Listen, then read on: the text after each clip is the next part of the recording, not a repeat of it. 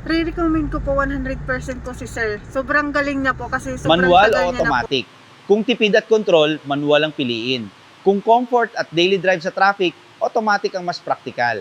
Out guys, nandito po si Queen. Sinamahan po natin sila na bumili po ng sasakyan na Expander 2025.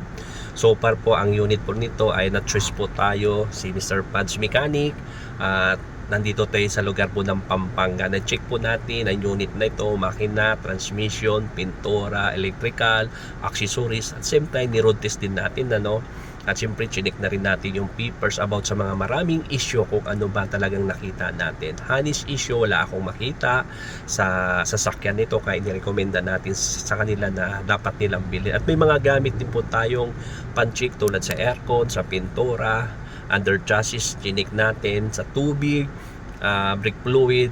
Siyempre higit sa lahat meron din po tayong scanner na ginagamit para po sa ating pong pag-check ng sasakyan kung meron siya tinatawag natin DTC o ano pang issue na nakatago. At ang kanya naman po mileage po ay legit naman po.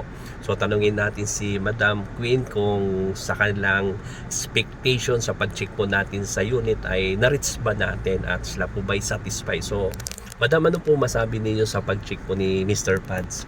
Hello po, magandang araw po sa inyo.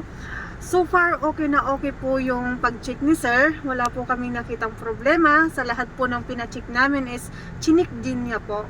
Yes. Ngayon po, ang masasabi ko po sa inyo is kung may ano po kayo, kung gusto nyo po Bumili. kumuha ng sasakyan, tsaka magpapacheck po kayo, re-recommend ko po 100% po si sir. Sobrang galing niya po kasi sobrang tagal niya na po. Tsaka lalo galing pang abroad po si sir. Yes. Yun po yung masasabi ko. Sobrang okay po.